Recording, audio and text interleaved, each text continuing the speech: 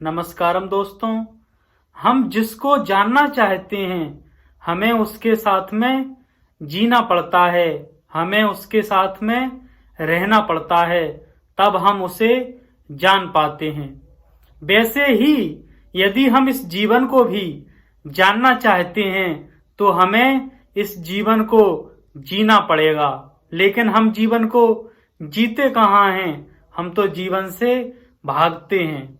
और जो इस जीवन को जीता है वही व्यक्ति इस जीवन को जान पाता है, और जो इस जीवन को जान पाता है वही व्यक्ति जाग पाता है। लेकिन ऐसे कितने लोग हैं जो इस जीवन को जी पा रहे हैं? यहाँ तो इस जीवन को व्यर्थ कहने वालों की भीड़ लगी है, और जो इस जीवन को व्यर्थ कह रहे हैं और लोगों को व्यर्थ बता रहे हैं, ऐसे लोगों को हम धर्मगुरु, हम उपदेशक मान लेते हैं।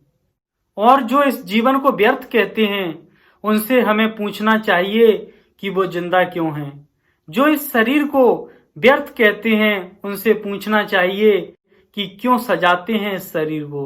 धन पद प्रतिष्ठा इन सबको व्यर्थ कहे जा रहे हैं और खुद निरंतर इनको भोगे जा रहे हैं। ऐसे लोग जो कहते हैं कि मनुष्य धोखेबाज है, उनसे पूछो तो सही कि वो कौन है। लेकिन हम इतने मूढ़ हैं कि ये सब कहने वालों को ही हम भगवान मान लेते हैं। जागो कब जागोगे? जो इस संसार को व्यर्थ बता रहा है अभी उसने इसकी व्यर्थता को जाना नहीं है। यदि उसने इसकी व्यर्थता को जान लिया होता तो आप ही बताओ ना, वो जिंदा क्यों होता? जब उसे लगता कि ये शरीर व्यर्थ है तो शरीर को त्याग नहीं देता, वो मर गया नहीं होता, उसे मर ही जाना चाहिए था।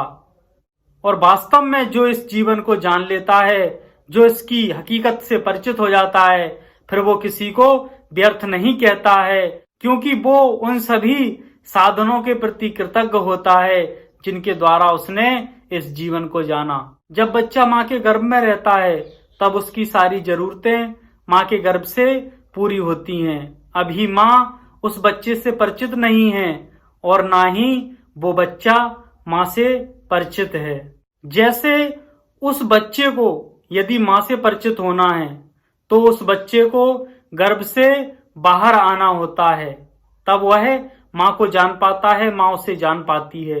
वैसे ही हमें भी इस संसार रूपी गर्भ से बाहर आना है, और जब हम इस संसार रूपी गर्भ से बाहर आते हैं तब हम इस संसार के सारे रहस्यों से परिचित हो जाते हैं। हमें जान लेते हैं कि हमारी जरूरतें इस प्रकृति से कैसे पूरा होती थीं। प्रकृति की सभी हकीकतों से परिचित हो जाते हैं।